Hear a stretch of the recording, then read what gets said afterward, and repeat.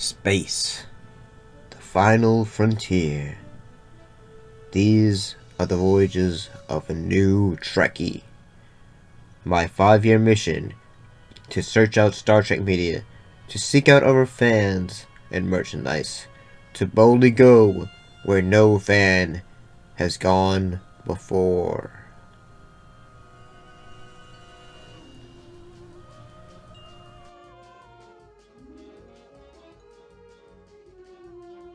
Some sad report that actress Teri Garr, for such role as Tootsie and even on Young Frankenstein, as well as Star Trek and other roles, has passed away at the age of 79.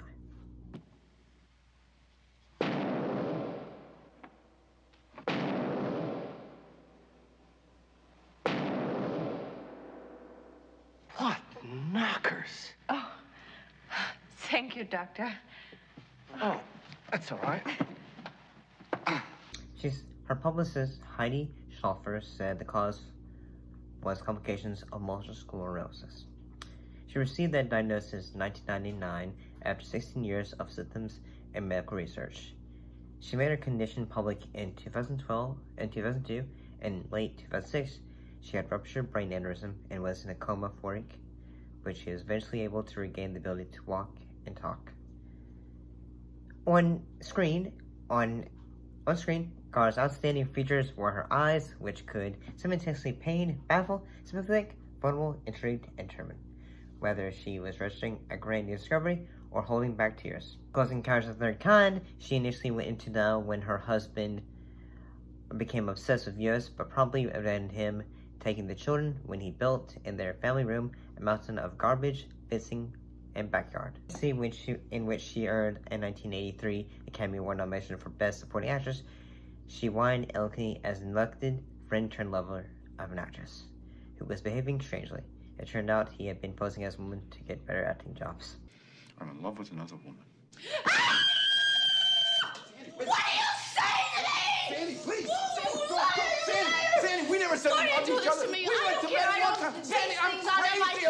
You're one of the dearest friends I ever had. But let's not pretend that we're something else. We're going to lose everything we have. I never said I love you. I don't care about I love you. I read The Second Sex. I read The Cinderella Complex. I'm responsible for my own orgasm. I don't care. I just don't like to be lied to. And then in Young Frankenstein, in which Garr played a dim, cleavage, proud German lab assistant, her character was involved with a mad scientist, Jean Muller, a dive bar waitress in After Hours in 1985. She flirted with a man on the verge of a breakdown. She was also in Mr. Mom in 1983, was an exception. Her character was the one who got carried away, becoming an overconfident ad agency workaholic, while her unemployed husband stayed home with the children and the laundry. So during this time, she didn't really know that she was having any conditions, any physical symptoms. She said in late 1999, when I was jogging, I would get this horrible pain in my arm like a knife stabbing. She told CNN in 2008, and I thought, well, I'm in Central Park, well, maybe it is a knife stabbing. On Larry King's show in 2012 and 2002, Ms. Garr was asked how she dealt with the frustration of multiple sclerosis, which affects the central nervous system. I switched gears. If there's something I can't do, I do something I can. You know, when I first started getting a lot of weakness in my leg, I live in a 2-story house. I fell down the stairs like 3 days in a row. Just fell down the stairs. I went, all right, wait. This is going to stop. I have to walk down one step at a time now. So now it takes me a long time to get down a stairway and then stairs to my house. But I learned, and I rolled with the punches. You know, For years, she was spokeswoman for MS Research in Sports, continuing to make appearances on her wheelchair. I really do count my blessings, she wrote. Speed bumps, flooring it through Hollywood. Written with Henriette Mattel. At least I used to. Now I get so tired, I have a woman come once a week and count them for me. Born on December 11, 1944 in Los Angeles, the youngest of 3 children of Eddie Garr, an actor, and vaudeville-born Edward Goldman, and Phyllis Garr, a former rocket whose name was Emma Schmatzer. Her father died when Teri was 11. Her mother became a costumer for film and television to support the family and paid for her daughter's ballet class.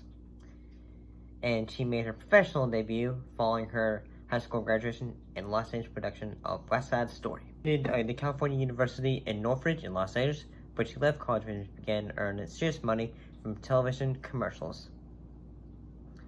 One of Miss Garr's first small roles was in an episode of Star Trek, in which she played a ditzy 20th century secretary meeting time travel and witnessing futuristic technologies like voice recognition, printouts, and talking theaters. You may set those controls so we can't detonate that warhead. Listen, you, get away from him! Roberta, be careful.